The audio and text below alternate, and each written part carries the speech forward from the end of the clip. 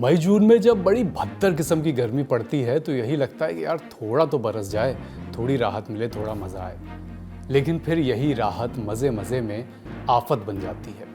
दिल्ली, मुंबई, नोएडा, पुणे, यहाँ रहने वाले अपने आप को थोड़ा सोफिस्टिकेटेड मानते हैं। माने भले ना, यानी स्वीकारें भले ना, फिर भी अन्य जगहों से वो थोड़ा बेहतर स्थिति में खुद को तो मानते ही हैं। लेकिन ज़रा सी बारिश में इन शहरों का सारा सोफिस्टिकेशन डूब जाता है। सड़कें नदियाँ बन जाती हैं, गलियों में नाव चलाने की नौबत आ जाती है, कहीं पेड़ गिर रहा, कहीं सड़क धंस रही। दिल्ली कह रही है कि इतनी बारिश पहले देखी नहीं कभी। गुजरात का सूरत पानी में डूबा पड़ा है, महाराष्ट्र में नदियाँ उफान पर हैं, ट्रेनें रुक रही हैं, गैस सिलेंडर बहते हुए दिख रहे हैं। सवाल सिर्फ इतना नहीं कि बारिश कितनी हुई, सवाल ये है कि हर साल बारिश आती है, हर साल सरकारें तैयारी के बड़े बड़े दावे करती हैं, फिर हर साल शहर क्यों डूब जाते हैं। बारिश तो प्राकृतिक है, उसमें डूब जाना तो प्राकृतिक नहीं है। आज बात इन सारे सवालों पर होगी। बारिश ने कई राज्यों में जीना मुश्किल कर दिया है और हर साल की तरह इस बार भी हमारे शहरों की तैयारी, जो सब असलियत है, सामने है। इसके बाद बात तृणमूल कांग्रेस की करेंगे। कोर्ट से ममता बनर्जी को थोड़ी राहत मिली है आज, और फिर दिन की बाकी खबरों का रुख करेंगे। नमस्ते और स्वागत, मेरा नाम है अभिषेक और आप देखना शुरू कर चुके हैं Lallan top show. Brought to you by Sharda University, where the software engineer meets the talented photographer. The world comes together at Sharda University. सुबह से खबरें चल रही हैं दिल्ली की। खबरें की बारिश हो गई है, बहुत ज़्यादा हो गई है, दिल्ली डूब गई है। दिल्ली कितनी डूबी आपको दिखाएंगे। पहले आप ज़रा गुजरात का रेन मॉडल देख लीजिए। ये तस्वीरें हैं सूरत की। ANI के ड्रोन कैमरे पर कैद हुई ये तस्वीरें कल शाम की हैं, माने 8 जुलाई की। जहाँ जहाँ तक ड्रोन की नज़र जा रही है वहाँ सिर्फ पानी है। सड़कें डूबी हुई हैं, स्कूल, अस्पताल, घर, बाहर सब पानी में। ये फ्लाईओवर देखिए, ऐसा लग रहा है कि पुल सीधा नदी में उतार दिया गया हो। अब ये तस्वीरें देखिए। ये तस्वीरें टेक्सटाइल मार्केट की हैं। दुकानों में पानी भरा है, दुकानों के बाहर भी पानी भरा है, गोडाउन के अंदर पानी, सब जगह पानी पानी, करोड़ों रुपए पानी में। सूरत में 6 जुलाई से 8 जुलाई तक ऐसी भारी बारिश हुई, 20 इंच से ज़्यादा। सिर्फ 7 जून को सूरत में 14 इंच से ज़्यादा बारिश हुई। नतीजा ये हुआ कि सूरत और आसपास के इलाके डूब गए। NDRF, SDRF, ज़िला प्रशासन सब जुटे पानी निकालने में। रेस्क्यू ऑपरेशन चला, हज़ारों की संख्या में लोगों को दूसरी जगह शिफ्ट किया गया। गनीमत यह है कि आज बारिश थमी, लेकिन दुखद खबर यह कि सिर्फ 2 दिन में 9 लोगों की मौत हुई, सिर्फ सूरत में। ये जानकारी सूरत के ज़िला प्रशासन ने दी। मरने वालों में बच्चे भी शामिल हैं। टाइम्स ऑफ इंडिया ने इसे रिपोर्ट किया है कि बीते 24 घंटे में सूरत में 13 लोगों की मौत हुई। अब ज़रा दिल्ली का रुख करिए। दिल्ली से मेरठ जल्दी आने जाने के लिए बनाया गया ये एक्सप्रेसवे देखिए, लेकिन बारिश में भी आप जल्दी पहुंच पाएंगे इसकी गारंटी सरकार ने नहीं ली है। कल शाम से दिल्ली NCR में पानी बरसना शुरू हुआ तो रुका ही नहीं। क्या एक्सप्रेसवे, क्या सड़क, क्या गली, क्या मोहल्ला, सब पानी पानी।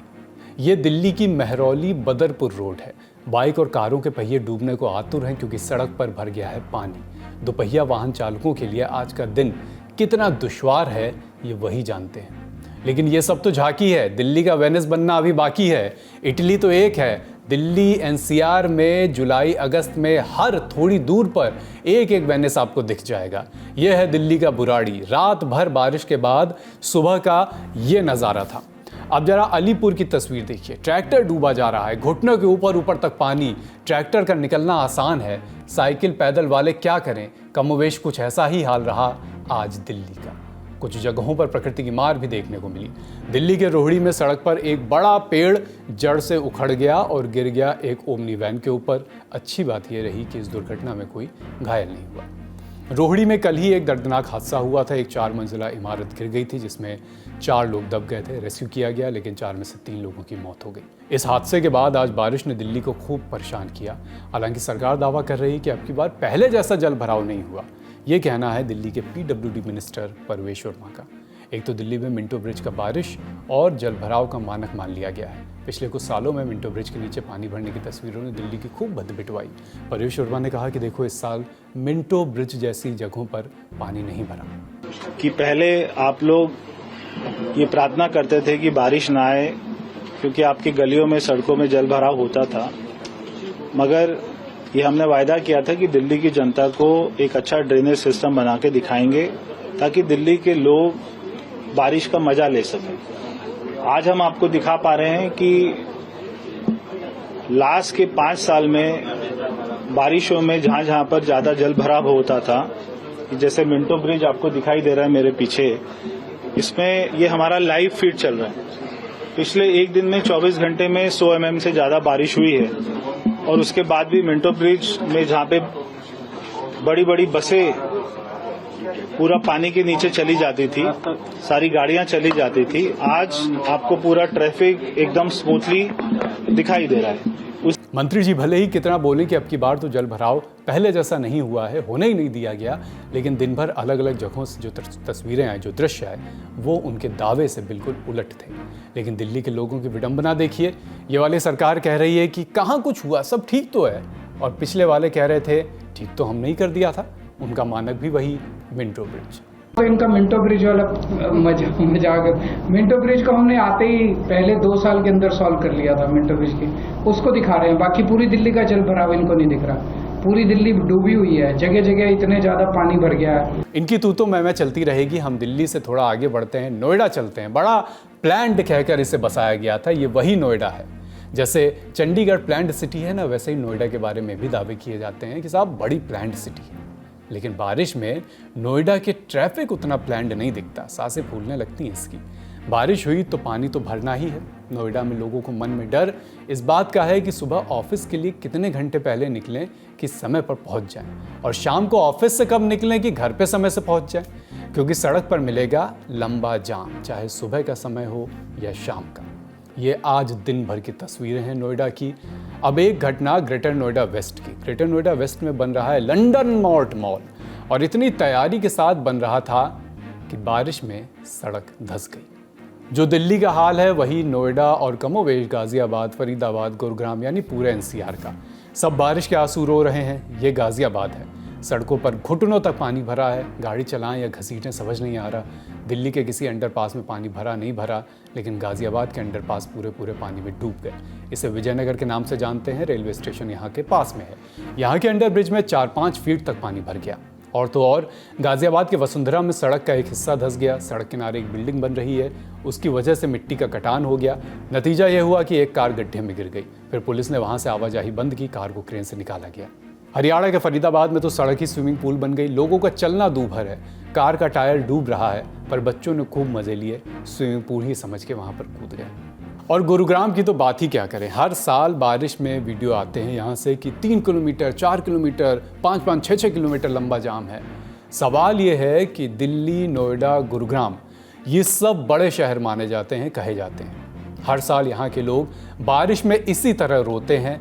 वजह इसकी क्या है? क्यों गुरुग्राम में थोड़ी सी बारिश में सड़कें पानी में डूब जाती हैं? दिल्ली में यमुना नदी है, यमुना में बाढ़ आने से पहले दिल्ली में क्यों बाढ़ आ जाती है? गुरुग्राम, दिल्ली और नोएडा सब में एक चीज़ कॉमन है कि सारों का पानी जो ड्रेनेज है सब जमुना में जाता है, और जब बारिश हो रही होती है तो जमुना का लेवल भी बड़ा होता है। तो कम से कम दिल्ली ने तो बांध बनाए हुए हैं जिसकी वजह से जमुना का पानी ना आ पाए, तो डैमेज का पानी जाने में भी प्रॉब्लम होती है। सबसे कम समस्या नोएडा में है, क्योंकि नोएडा ज़्यादातर नोएडा जमुना के किनारे पे है। सबसे ज़्यादा समस्या गुड़गांव की है, क्योंकि जमुना सबसे दूर है वहाँ, और सारा पानी जितना भी ड्रेनेज सिस्टम है सारा पानी नजफगढ़ नाले के थ्रू होके फिर दिल्ली होके फिर जमुना में जाता है। नजफगढ़ नाले का वैसे इतना बुरा हाल है, पूरा वहाँ सिल्ट हुआ है, जमा हुआ है, तो वहाँ का पानी वैसे ही दिल्ली के लिए भी प्रॉब्लम क्रिएट करता है, गुड़गांव के लिए डबल प्रॉब्लम क्रिएट करता है। तो अब ये एक मोटी मोटी चीज़ देखिए कि जब ड्रेनेज का पानी निकल ही नहीं पाएगा। अच्छा, ये बारिशों में समस्या ज़्यादा हो जाती है। बारिशों में इसलिए ज़्यादा समस्या होती है, एक तो पानी ज़्यादा आ जाता है ड्रेनेज के लिए, दूसरा ये है कि जमुना का लेवल बढ़ चुका होता है। जब जमुना का लेवल बढ़ चुका होता है तो जितने इनके अंदर जाने के, जमुना में जाने के जितने भी रास्ते हैं ये बंद कर देते हैं, नहीं तो सारा पानी जमुना का शहर में आ जाएगा, फ्लड हो जाएंगे। जब वो बंद कर देते हैं तो समस्या और ज़्यादा बढ़ जाती है। अब आइए हाईवे पे। हाईवे में सबसे ज़्यादा ये समस्या है, क्योंकि हाईवे में पानी, सारा का सारा पानी 60-80 फुट का या 120 फुट का जितना भी चौड़ा हाईवे है, सारा पानी जो है साइड में जाना होता है। कोई भी वहाँ ज़मीन नहीं है जिसमें थोड़ा सा भी पानी अंदर जा सके, तो वो साइड में जब जाता है तो कहाँ जाएगा पानी? अल्टीमेटली घूम फिर के नजफगढ़ नाले में ही आना है ना। जब नजफगढ़ नाला ही भरा पड़ा है, नजफगढ़ नाले का पानी ही नहीं जा पा रहा, तो ये समस्या होगी। सबसे ज़्यादा ये समस्या गुड़गांव में होती है और सबसे पहले वहाँ होती है। उसका रीज़न ये है कि पहले इतनी प्रॉब्लम नहीं थी क्योंकि कंस्ट्रक्शन नहीं हुई थी, ज़्यादातर ज़मीन सूखी थी उनकी, तो बहुत सारा पानी ग्राउंड में चला जाता था। अब तो सारा पूरा गुड़गांव भर दिया उन्होंने, कहीं स्कोप ही नहीं है कि ग्राउंड में पानी जा सके। फिलहाल खबर यह है कि अगले 1-2 दिन दिल्ली एनसीआर के लिए और भारी होने वाले हैं। मौसम वैज्ञानिकों ने चेतावनी दी है कि 10 जुलाई की आधी रात तक अगले 24 घंटों में क्षेत्र के कुछ इलाकों में 180 से 250 मिलीमीटर तक बारिश हो सकती है। 9 जुलाई को 72.6 मिलीमीटर बारिश दर्ज की गई, जो पिछले 16 सालों में 9 जुलाई के दिन हुई दूसरी सबसे ज़्यादा बारिश है। दिलचस्प बात यह है कि जुलाई में दिल्ली के आधे से ज़्यादा दिन ऐसे होते हैं जब बिल्कुल बारिश नहीं होती, यानी जब बारिश होती है तो एक साथ अक्सर इतनी होती है कि पूरा शहर रुक जाता है। अब ज़रा बात करते हैं महाराष्ट्र की।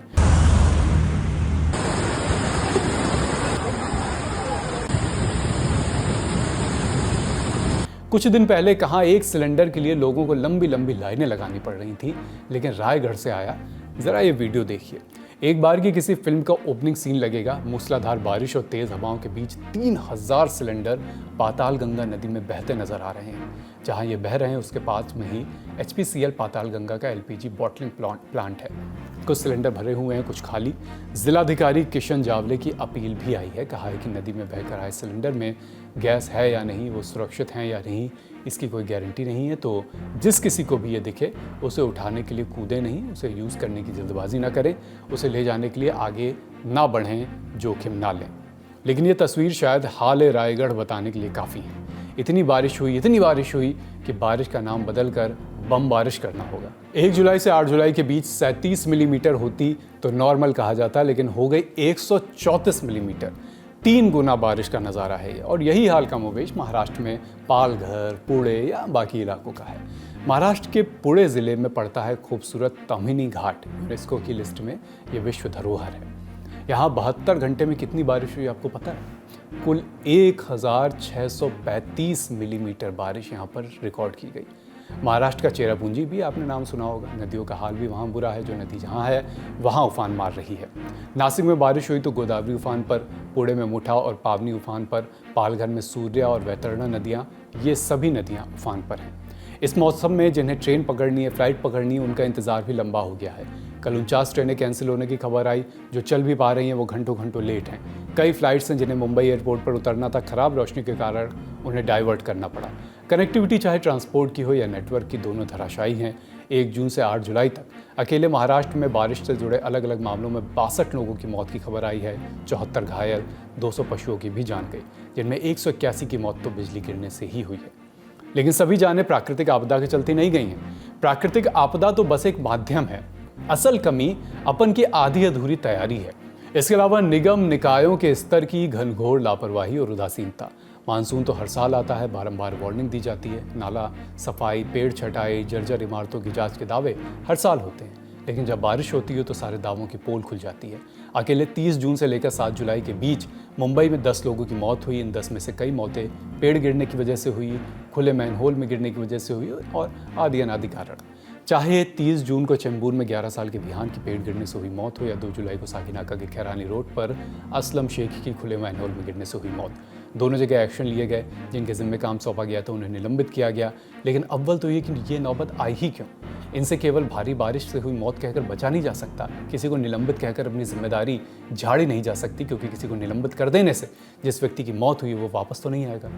हाल पुणे का भी ठीक नहीं है। पुणे में पहली बारिश ने नगर निगम की पोल खोल दी, सड़कों पर पानी भरा, बेसमेंट डूबा, पेड़ गिरने की वजह से खबरें आ रही हैं। सड़कों और हाउसिंग सोसाइटी के बेसमेंट में भारी जल भराव की शिकायत लोग लगातार कर रहे हैं। ये आंकड़े, ये तस्वीरें हम हर साल आपको दिखाते हैं। जब सब पता रहता है फिर भी समय रहते क्यों नहीं चेतता है शासन प्रशासन? कहाँ कमी रह जाती है? 2 मुद्दे हैं जिनको हमको ध्यान रखने की जरूरत है। पहला है कि अब जो हमारी जो बारिश हो रही है वो बड़े शॉर्ट ड्यूरेशन में और हाई इंटेंसिटी से होती है। अगर आप 20 साल पहले जाएं तो बारिश जो थी 1 घंटे में 100 मिलीमीटर रेनफॉल एक यूनिक होता था, कभी कभी हो जाए। लेकिन अब 1 घंटे में 100 मिलीमीटर रेनफॉल अब एक कॉमन हो गया है। तो पहला चीज ये ध्यान रखने की जरूरत है कि क्लाइमेट चेंज के कारण, जलवायु परिवर्तन के कारण जो हमारी जो बारिश हो रही है उसको एक टर्म यूज करते हैं, episodic rainfall, short duration high intensity rainfall. जो इतनी तेजी से बारिश होती है कि हमारा ड्रेनेज सिस्टम, अगर आप मान के भी चलें कि आपके शहर के ड्रेनेज सिस्टम साफ हैं और सब कुछ अच्छी तरह से डिजाइंड है, फिर भी कुछ समय के लिए बाढ़ आएगी। कुछ समय के लिए फ्लडिंग होगा, उसके बाद धीरे धीरे पानी निकल जाएगी। पहली बात यह है, अगर इस तरह की बारिश न्यूयॉर्क में भी आए फिर भी कुछ समय के लिए बाढ़ आएगी, क्योंकि क्लाइमेट चेंज के कारण जो इंटेंसिटी ऑफ रेनफॉल है वो बहुत बहुत ज्यादा हो गया है, जो कि हमारा ड्रेनेज सिस्टम उसको एकोमोडेट नहीं कर सकता है शॉर्ट टर्म में। ठीक है। दूसरी बात है कि हमारी जो ड्रेनेज सिस्टम है भारत में वो अच्छी तरह से डिजाइंड है ही नहीं। देखिए, किसी भी अच्छे शहर में आपको दो ड्रेनेज चाहिए। एक को स्टॉर्म वाटर ड्रेन कहते हैं, जो कि बारिश के पानी को लेकर बाहर जाए, और दूसरे को कहते हैं सीवरेज नेटवर्क, जो कि घर के जो गंदे पानी है उसको लेके जाए। आज के दिन में हमारे देश में एक ही ड्रेनेज है जिसके अंदर गंदा पानी भी जाता है और उसी को हम स्टॉर्म वाटर ड्रेन भी बनाते हैं। इसका मतलब यह है कि जो भी कचरा है वो आपके नाले में जाम होगा। स्टॉर्म वाटर ड्रेन का मतलब है सिर्फ बारिश का पानी निकालना। उस तरह का हमारे पास सिस्टम है नहीं। उम्मीद है कि सरकार में बैठे जिम्मेदार लोग भी ये बातें समझेंगे और अगले साल हालात कुछ बेहतर होंगे। कम से कम इतना दम तो भरिए कि कह सकें कि पिछले साल जितना पानी भरा था इस साल उतना नहीं भरा। फिलहाल बड़ी खबर में इतना ही। अब सुर्खियों का रुख। पहली सुर्खी, ममता बनर्जी वाली टीएमसी को फिलहाल कुछ राहत मिली है। रोजमर्रा के खर्चों के लिए बैंक खातों का इस्तेमाल करने की अनुमति मिली है। परमिशन दी है कलकत्ता हाई कोर्ट ने। टीएमसी को एचडीएफसी बैंक में अपने 3 खातों से आंशिक तौर पर लेन देन करने की अनुमति मिली है। इन खातों में कथित तौर पर कुल 440 करोड़ रुपए जमा हैं। लेकिन पिछले महीने टीएमसी के बागी गुट की एफआईआर पर खातों को सीज कर दिया गया था, फ्रीज कर दिया गया था, यानी लेन देन पर रोक लगा दी गई थी। असली टीएमसी किसकी है ये अभी तक तय नहीं हुआ है। ये जब तय होगा तब होगा। लेकिन उससे पहले जस्टिस सौगत भट्टाचार्य ने हाईकोर्ट के रिटायर्ड जज सुब्रत तालुकदार को एक विशेष अधिकारी नियुक्त किया है। वो 30 सितंबर तक टीएमसी वाले बैंक खातों से होने वाली सभी ट्रांजैक्शंस की निगरानी करेंगे।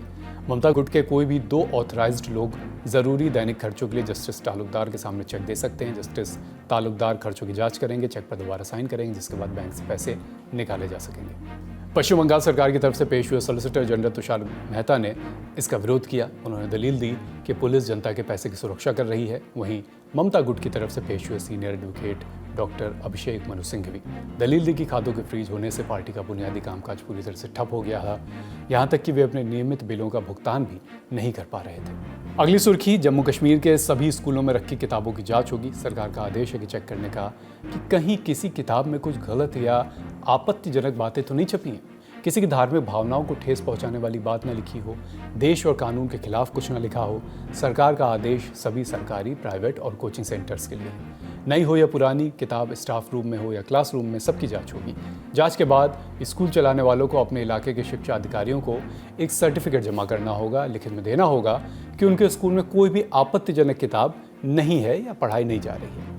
कश्मीर में कुल 10,787 सरकारी और 2,386 मान्यता प्राप्त प्राइवेट स्कूल हैं। कोई भी आपत्तिजनक किताब मिलने पर 7 दिनों के भीतर उसकी पूरी जानकारी बड़े अधिकारियों को सौंपनी होगी। शिक्षा अधिकारियों से खुद इस काम पर कड़ी नज़र रखने को कहा गया है। लापरवाही हुई तो जिम्मेदार अधिकारी के खिलाफ एक्शन भी लिया जाएगा। आज का लल्लन टॉप शो यहीं समाप्त होता है। अपना और अपनों को ख्याल रखिए। लल्लन टॉप देखते रहिए। शुक्रिया, शुभ रात्रि। Master ji in the newsroom में मैं अवध ओझा लेकर आ रहा हूं इतिहास की रोचक कहानियां। देखते रहिए लल्लन टॉप।